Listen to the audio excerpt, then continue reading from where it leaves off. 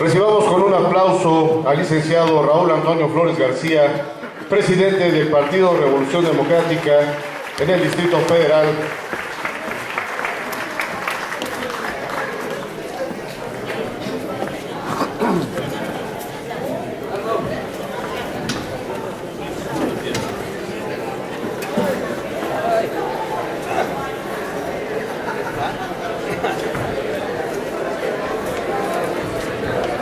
Bueno, pues nuevamente, buenos días. Sean ustedes bienvenidos a este su Teatro de la República, sede del Sindicato Único de Trabajadores del Gobierno del Distrito Federal. A nombre de nuestro presidente, el licenciado Juan Ayala Rivero, reciban un cordial saludo y una disculpa. Nuestro presidente se encuentra en este momento en Oficialía Mayor atendiendo asuntos de relevancia que le impidieron estar el día de hoy con nosotros. Si ustedes me permiten, voy a tener el gusto de presentarles a nuestro honorable presidium. Contamos desde luego con la presencia de nuestro invitado, el licenciado Raúl Antonio Flores García, presidente del Partido de la Revolución Democrática en el Distrito Federal.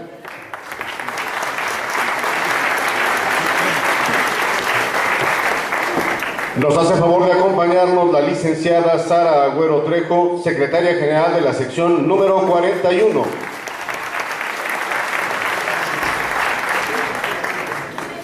Nos acompaña nuestro compañero y amigo Hugo Benito Álvarez Pérez, secretario general de la sección número 20. Asimismo, contamos con la presencia de nuestro compañero y amigo Antonio Enrique Aceves Gutiérrez, secretario general de la sección número 36.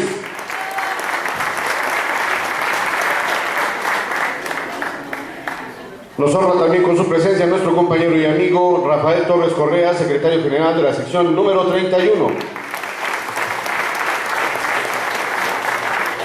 Asimismo, nos hace favor de acompañarnos nuestro compañero Edilberto Bautista Díaz, secretario general de la sección número 42. Contamos también con la presencia de nuestro compañero y amigo Salvador Bernal Olac, secretario de Presupuesto del Comité Ejecutivo General del Sindicato. A manera de semblanza, quisiéramos comentarles a ustedes, nuestro invitado, el licenciado Raúl Antonio Flores García, es egresado de la Facultad de Ciencias Políticas y Sociales de la UNAM, donde obtuvo licenciatura en Relaciones Internacionales y en Ciencias Políticas. Cuenta con diversos diplomados en materia de gobierno y seguridad.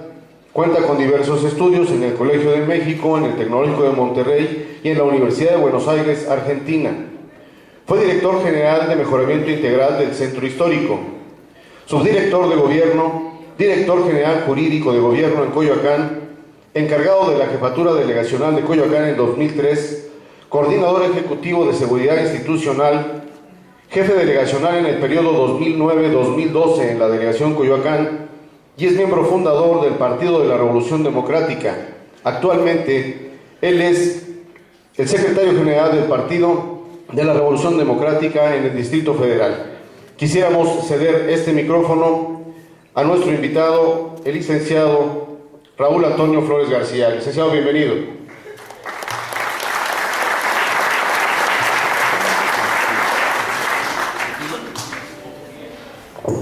Si usted me permite, licenciado, la instrucción que recibimos de nuestro presidente es precisamente iniciar las mesas de debate en relación a la reforma política y resolver las principales dudas que surjan en cómo va a afectar al Sindicato Único de Trabajadores del Gobierno del Distrito Federal la aplicación de la misma. Entonces, la inquietud de los compañeros es latente porque se está viendo que está en marcha ya la aplicación de la reforma política y desconocemos si las secciones sindicales se van a ver afectadas y en qué forma.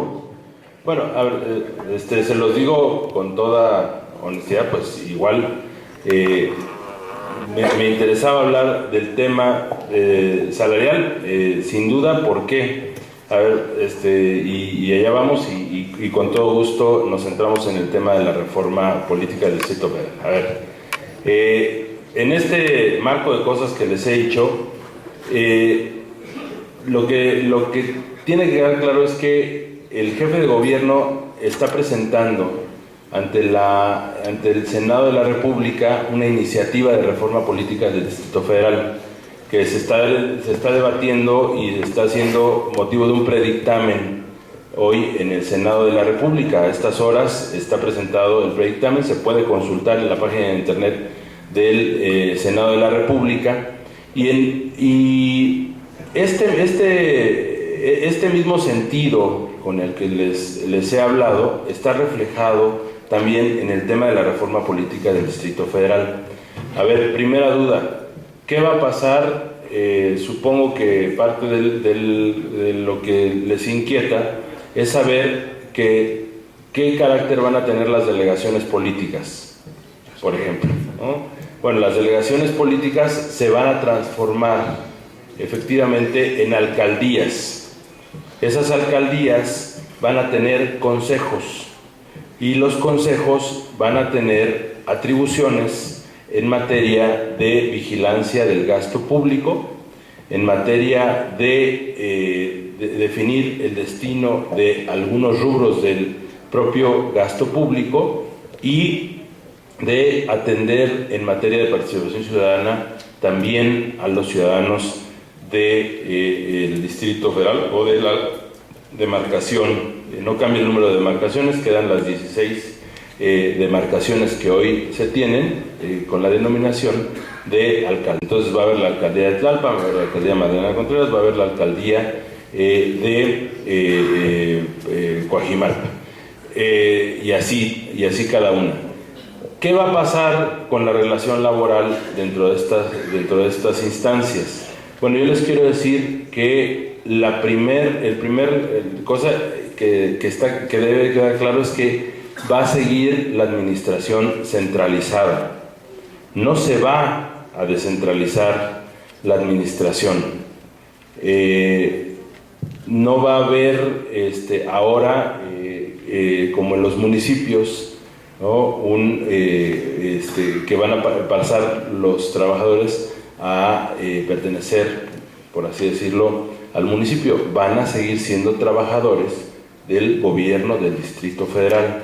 Va a seguir habiendo un jefe de gobierno, va a seguir habiendo una oficialía mayor del Distrito Federal, va a seguir la Secretaría de Finanzas siendo quien recaude el predial, el impuesto sobre productos y servicios, el agua, en fin, van a seguir. ¿Perdón? No, sí, o sea, las formas de cobro ahora va a ser hasta por internet, con los teléfonos. Eso, pero lo que quiero decir es que la administración queda centralizada en el sentido de que ¿cuál es una condición esencial para que haya municipios? Por eso no se llaman municipios, las delegaciones se van a llamar alcaldías, porque la condición fundamental para que haya municipio es que tienen hacienda propia, y las delegaciones no van a tener hacienda propia, no van a tener nómina propia, ¿no? Y van a seguir centralizando su nómina en la Oficialía Mayor del Gobierno del Distrito Federal. ¿Qué cambio va a haber? Por ejemplo, ya no se va a llamar Distrito Federal, o sea, sino Ciudad de México.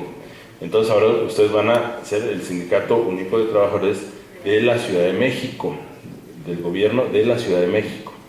No, ya no va a ser el Gobierno del Distrito Federal, va a ser el Gobierno de la Ciudad de México. ¿Cuál es el estatus de la Ciudad de México? Es una ciudad capital, una entidad federativa. Todos los estados se van a pasar a llamar entidad federativa. ¿En dónde se refleja este cambio en la Constitución? En el artículo 122 constitucional. Hoy el artículo 122 dice que la República Mexicana está constituida por una presidencia de la República, 3 poderes ejecutivo, el ejecutivo, el legislativo federal, y un poder ejecutivo y demarcaciones, 31 demarcaciones que se llaman estados y un distrito federal. En lugar de eso, ahora van a ser 32 entidades federativas reconociendo a la Ciudad de México como ciudad capital, que tiene un estatuto distinto y se llama Ciudad Capital. Entonces, eso hace una diferencia. ¿Qué hace diferente a la ciudad todavía de los estados? Ustedes me dirán, bueno, entonces pasamos a ser un estado, sí, en términos del artículo 122, pero ¿cuál sigue siendo la diferencia? Primero, la denominación de quien está al frente. En lugar de gobernador, sigue siendo jefe de gobierno del Distrito Federal. Segundo, que a diferencia de los estados de la República, ahora sí vamos a tener, bueno, primero se está llamando a un Congreso Constituyente para tener una constitución propia. Pero este Congreso, el único atribución que no tendrá es que no va a autorizar deuda soberana al gobierno del Distrito Federal. El Distrito Federal no se va a poder endeudar, así como pasa en Coahuila, lo que hemos visto en otros estados. ¿Por qué? Porque la deuda del Distrito Federal y la cuenta pública del Distrito Federal la va a seguir presentando la Secretaría de Hacienda ante el Congreso de la Unión. ¿Y por qué pasa esto? Porque hoy por hoy los activos del Distrito Federal están sumados a los del propio gobierno federal. ¿Qué nos permite eso? Tener la deuda mejor calificada para un estado. Somos una deuda que en términos financieros se llama AAA, o sea que vale mucho la deuda del Distrito Federal porque va en los activos de la propia República Mexicana como tal, y no como pasa en los gobiernos de los estados. Ustedes saben que en términos de Coahuila, por ejemplo, aumentó su endeudamiento en los últimos años en 300%. Eso no va a ocurrir en el Distrito Federal y vamos a seguir teniendo una disciplina en el gasto. ¿Por qué? Pues porque necesitamos, nuestra deuda cae también en esas manos. ¿Y por qué se hizo esto? Porque determinar el activo fijo, para aquellos que son contadores, el activo fijo es todos los bienes materiales que soportan la riqueza del Distrito Federal. Determinar el activo fijo pues, es una tarea verdaderamente titánica. O sea, saber cuánto cuesta el Distrito Federal, pues no lo sabemos aún, ¿no? O sea, pero sí sabemos cuánto cuesta el costo país, ese sí lo conocemos, y es en el que está soportada las finanzas del propio Distrito Federal. Entonces, va a haber un constituyente propio.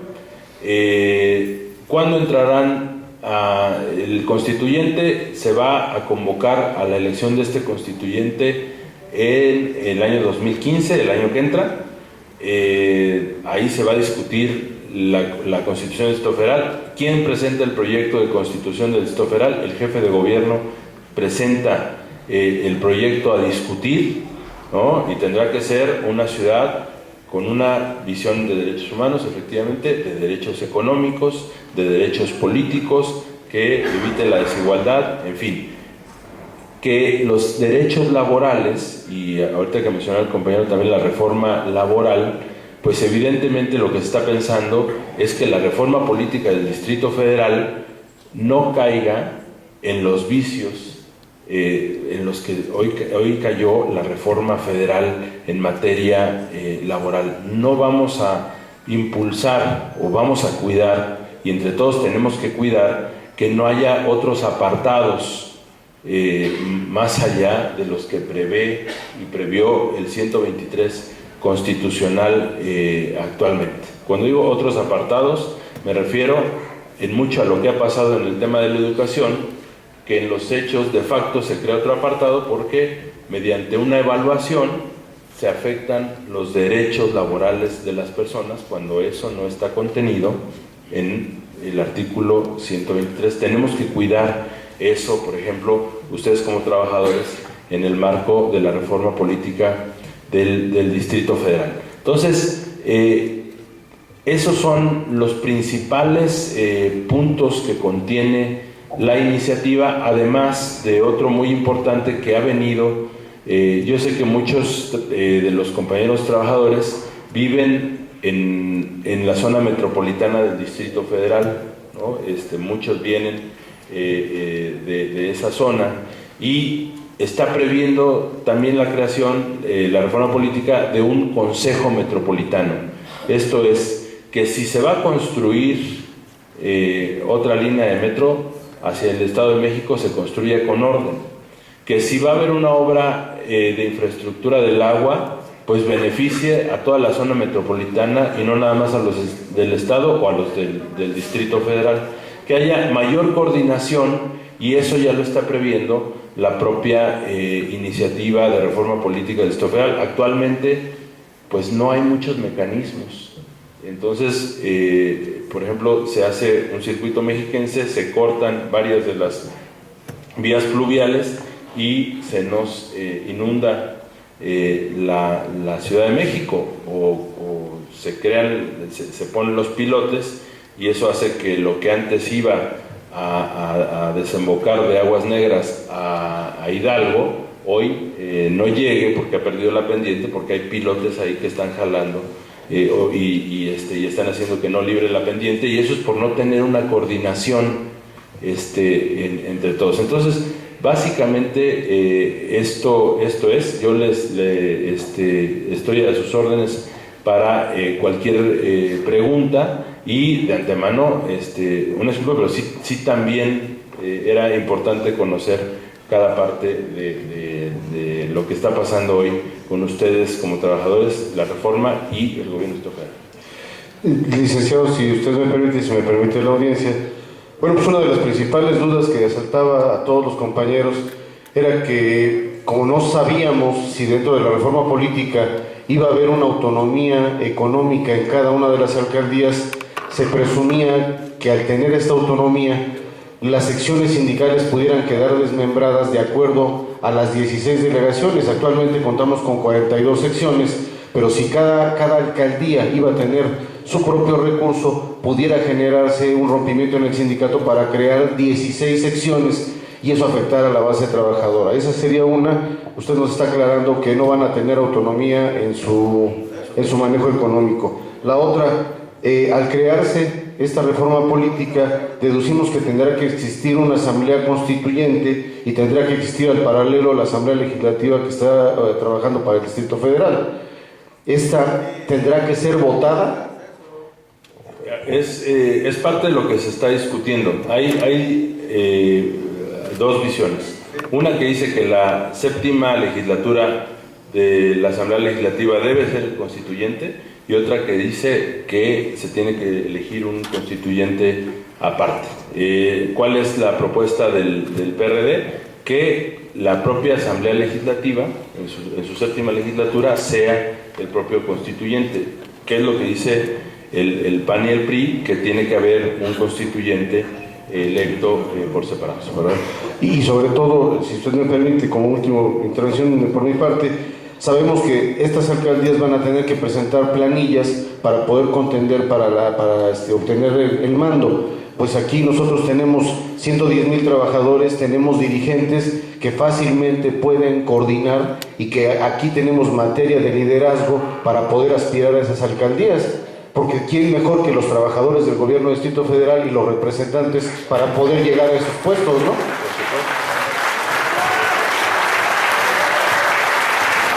Sí, a mí, qué bueno que, la verdad, como yo celebro que se tenga esta visión, porque creo que es la hora de que ustedes como trabajadores puedan lograr transformaciones virtuosas para el tema del gobierno local. O sea, para las delegaciones.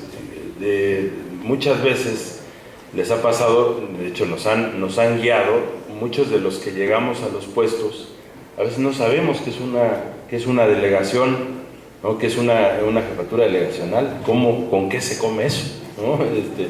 Yo les puedo decir, pero imagínense que se presentaran a los consejos municipales efectivamente también los trabajadores organizados. Pues olvídense, eso le ahorraría la curva de aprendizaje a los ciudadanos muchísimo. ¿Qué quiero decir? Que llega una administración y en lo que aprenden se les va un año. En lo que ya aprendieron tratan de ejercerlo y después ya se quieren ir, ¿no? Porque les surge irse a otro cargo público. Sí, entonces, ya que ustedes como fuerza organizada, por supuesto que es una oportunidad inmejorable de verdad, para poder presentarse. Además, recuerden que la reelección a partir del 2018 también está prevista.